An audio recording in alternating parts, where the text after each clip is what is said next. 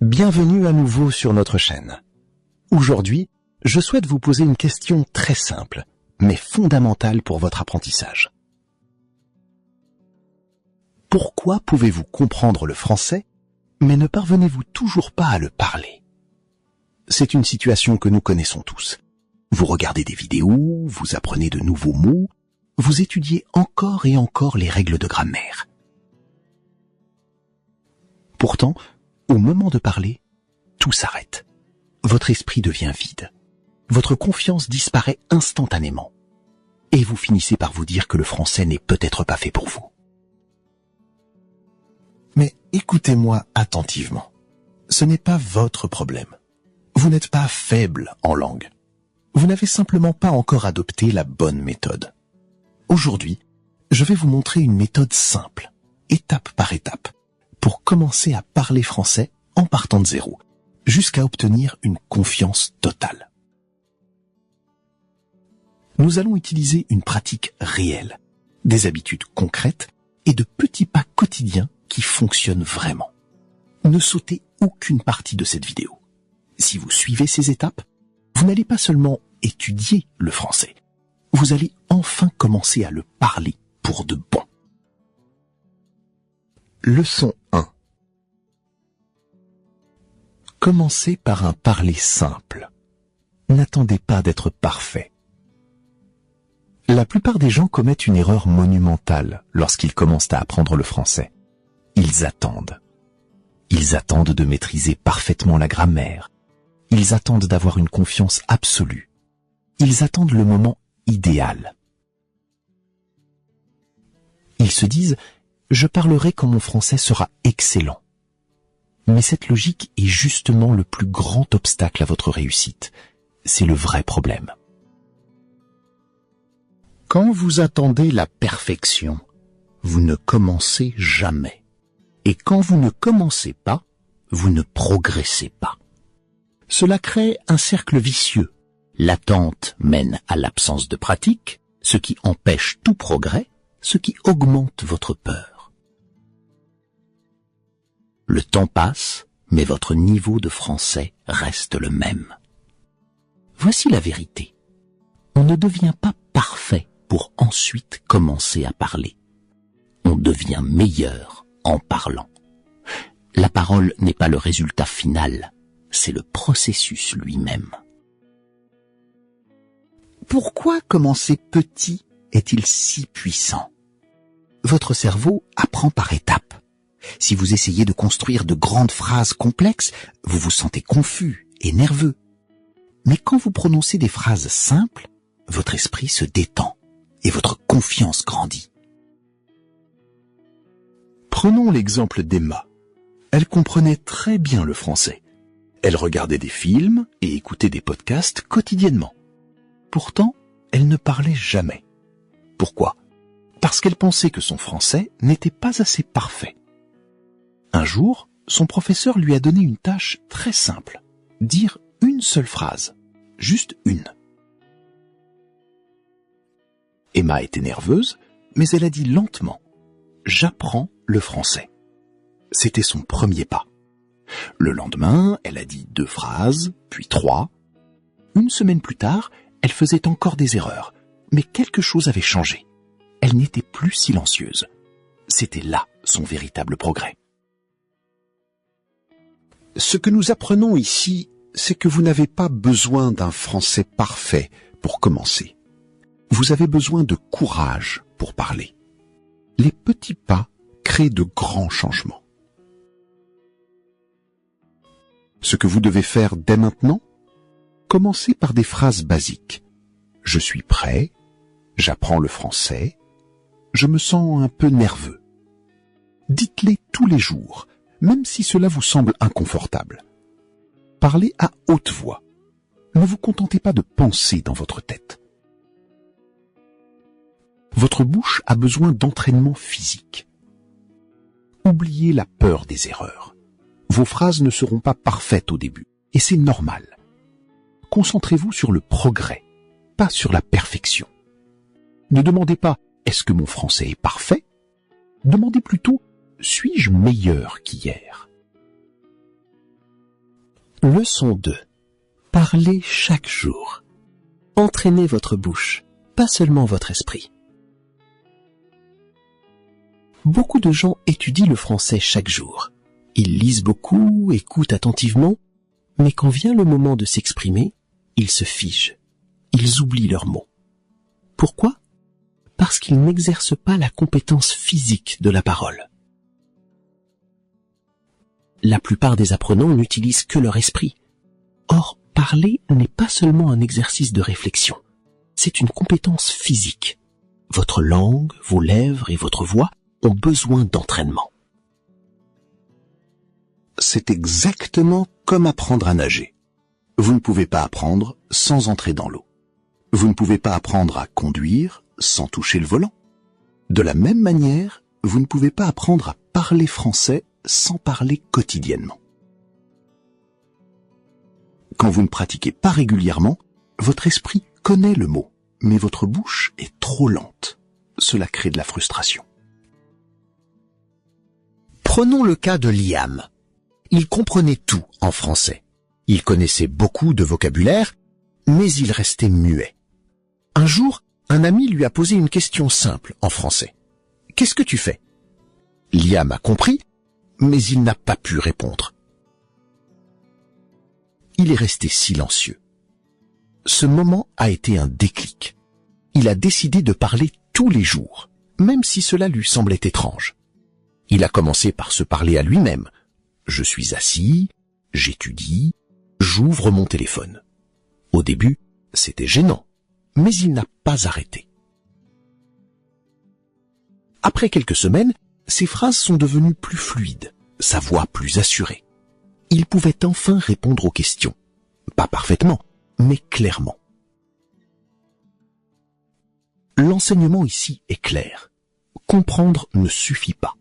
Vous devez pratiquer la parole pour construire votre fluidité. Considérez votre bouche comme un muscle que vous devez exercer à la salle de sport. Plus vous l'utilisez, plus il devient fort et agile. Leçon 3. Arrêtez de traduire. Commencez à penser en français. C'est l'un des plus grands secrets de la fluidité. La plupart des étudiants font une traduction constante dans leur tête. Ils entendent du français, le traduisent dans leur langue maternelle, préparent une réponse dans leur langue, puis essayent de la traduire en français. Ce processus est trop long et épuisant. C'est pour cela que vous vous sentez bloqué. Le cerveau fonctionne mieux quand il connecte directement une idée à un mot français. Imaginons Chloé. Elle traduisait tout. Un jour, elle a voulu dire une phrase simple, mais elle est restée coincée au milieu de sa réflexion. Elle était frustrée. Puis, elle a appris une idée nouvelle. Arrêtez de traduire et commencez à penser directement en français. Au début, cela semblait impossible. Son esprit revenait toujours vers sa langue maternelle. Mais elle a commencé petit. Elle regardait autour d'elle et pensait « C'est ma chambre, je vois une chaise, je suis fatiguée ». Des pensées très simples. Jour après jour, son cerveau a changé. Elle a arrêté de traduire et sa parole est devenue naturelle. Pour réussir cela, ne cherchez pas à faire des phrases compliquées. Utilisez vos actions quotidiennes. Quand vous mangez, pensez « je mange ». Quand vous ouvrez une porte, pensez « j'ouvre la porte ». Votre cerveau va ainsi connecter le français à la vie réelle et non à une traduction abstraite. Posez-vous des questions simples. Qu'est-ce que je fais ? Où vais-je ? Ne vous souciez pas de la grammaire au début. L'objectif est la vitesse de connexion mentale. Leçon 4. Écoutez et copiez. Entraînez vos oreilles et votre voix ensemble. Maintenant que vous parlez et pensez en français, il existe une étape encore plus puissante, l'écoute et l'imitation du français réel. Beaucoup d'apprenants parlent, mais leurs phrases ne semblent pas naturelles, ou leur prononciation n'est pas claire. Pourquoi ? Parce qu'ils n'écoutent pas assez de français authentique. Vous ne pouvez pas parler un français naturel si vous n'en entendez pas. Votre cerveau apprend une langue d'abord par l'oreille.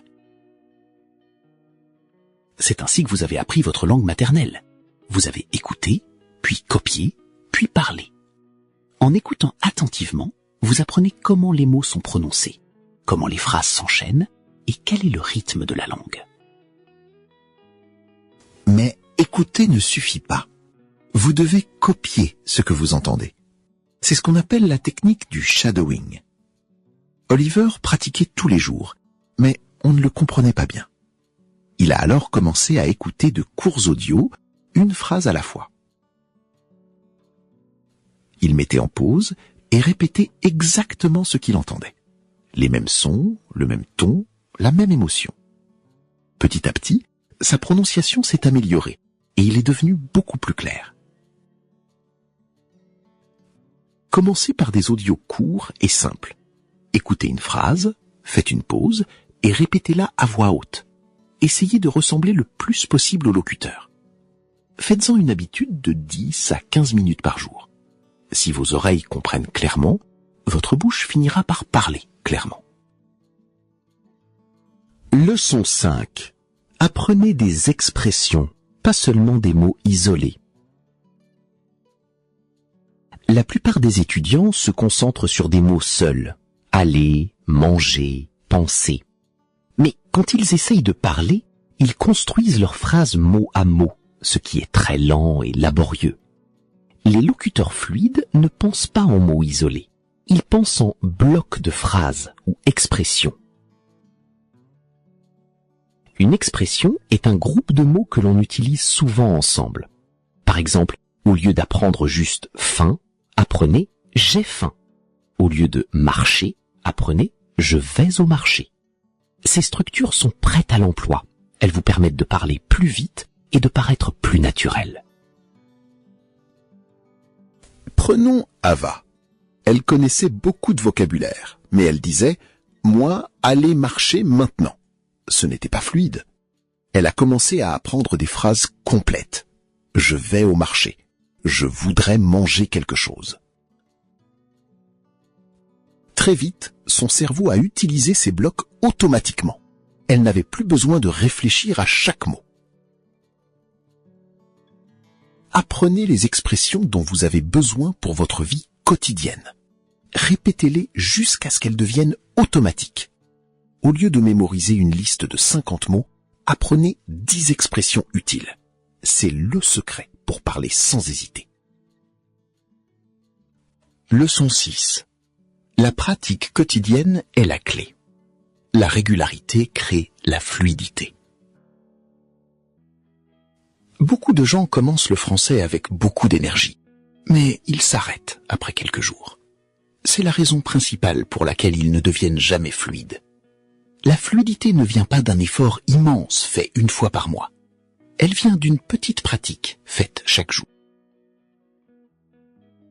Même 15 à 20 minutes quotidiennes suffisent si vous êtes constant.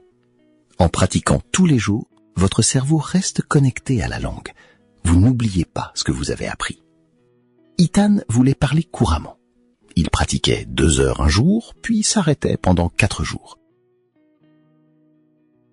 Il était frustré, car il ne progressait pas. Il a alors changé de méthode. 20 minutes par jour, quoi qu'il arrive.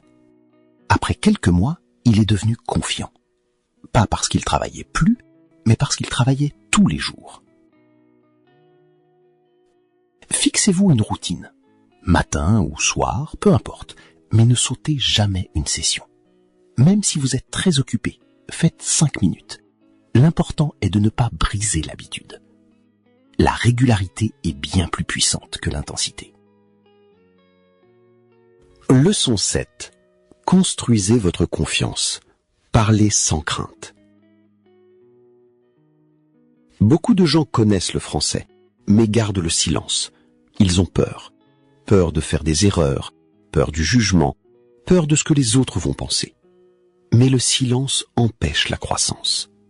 La vérité est que la confiance ne vient pas avant l'action, elle vient après. Il est normal d'avoir peur quand on fait quelque chose de nouveau. Chloé était dans ce cas. Lors d'une discussion, elle connaissait la réponse, mais n'a pas osé parler. Elle a ressenti du regret. Elle a alors décidé que la prochaine fois, elle parlerait, même avec des erreurs. Elle a pris la parole. Son cœur battait fort. Ses phrases n'étaient pas parfaites, mais personne n'a ri. Au contraire, les gens l'ont comprise. Sa peur a diminué et sa confiance est devenue plus forte. La peur ne disparaît que lorsque vous l'affrontez.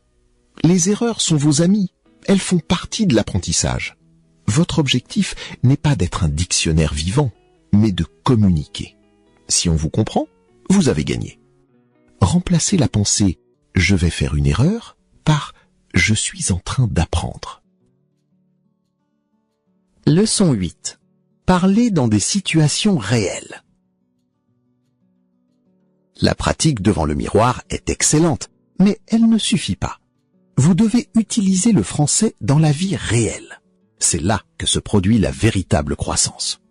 Dans la vie réelle, vous ne contrôlez pas tout. Votre cerveau doit réagir vite, ce qui développe des réflexes de communication indispensables. Noah pratiquait seul chez lui et se sentait prêt. Mais quand il a rencontré un francophone, il a perdu tous ses moyens. Il a compris qu'il devait sortir de sa zone de confort.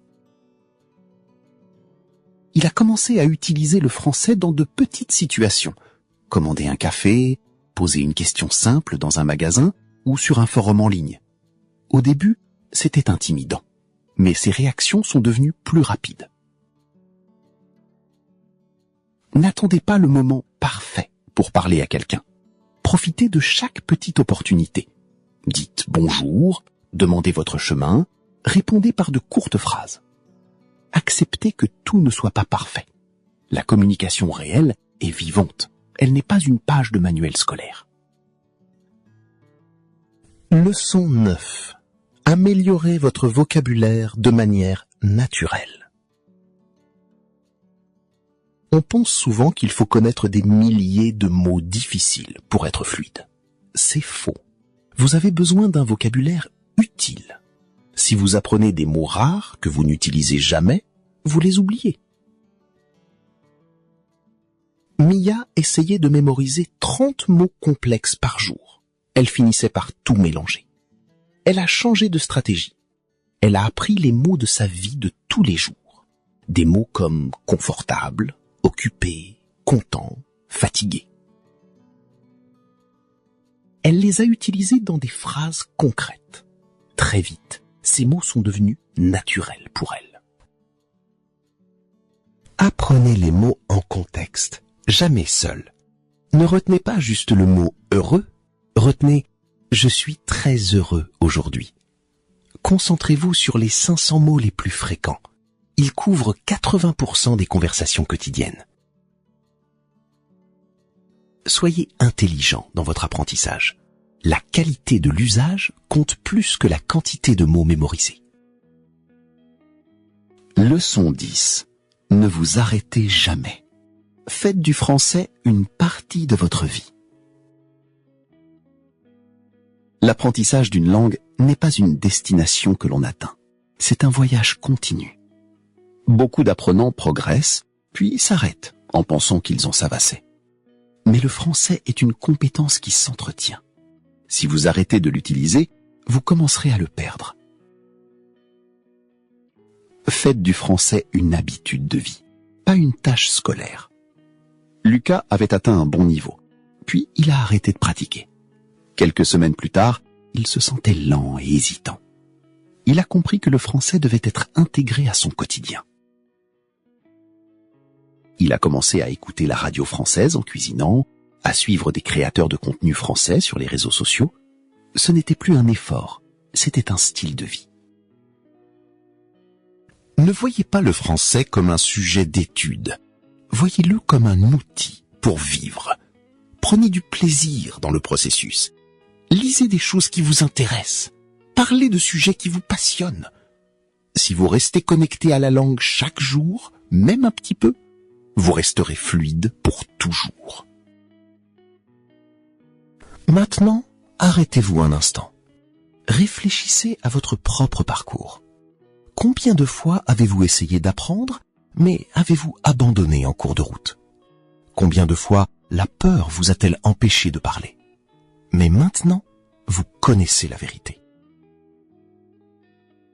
Vous n'avez pas besoin d'un français parfait. Vous n'avez pas besoin d'un immense dictionnaire dans votre tête. Vous avez juste besoin de commencer, d'être régulier et de ne jamais abandonner. Étape par étape, jour après jour, vous pouvez tout changer. Ne retournez pas à vos vieilles habitudes passives. Parlez aujourd'hui. Pratiquez aujourd'hui. Pensez en français aujourd'hui. Si vous êtes vraiment sérieux concernant votre progression, si vous ne voulez pas seulement regarder, mais vraiment agir, alors engagez-vous pleinement. Le français est une langue magnifique, pleine de nuances et de culture. En apprenant à le parler, vous ouvrez une porte sur un monde nouveau, de nouvelles rencontres et de nouvelles opportunités. Vous avez en vous la capacité de réussir. Le chemin peut sembler long, mais n'oubliez pas que chaque grand voyage commence par un petit pas courageux. Enregistrez ces conseils. Revenez les écouter quand vous perdez votre motivation. Partagez votre expérience avec d'autres apprenants qui ont peut-être peur de se lancer. C'est ensemble que nous progressons le mieux. Nous sommes là pour vous accompagner chaque jour dans cette merveilleuse aventure qu'est l'apprentissage du français. Soyez patient avec vous-même, soyez persévérant et surtout, soyez fiers de chaque mot que vous prononcez. Merci d'avoir suivi cette leçon approfondie. Votre voyage vers la fluidité commence maintenant. Ne remettez pas à demain ce que vous pouvez dire aujourd'hui. Nous croyons en vous et en votre potentiel. Continuez à pratiquer, restez curieux et n'oubliez jamais, celui qui n'arrête jamais de pratiquer est celui qui finit par parler avec élégance et aisance. On se retrouve très bientôt pour une nouvelle étape de votre apprentissage. Bon courage à tous et à très vite.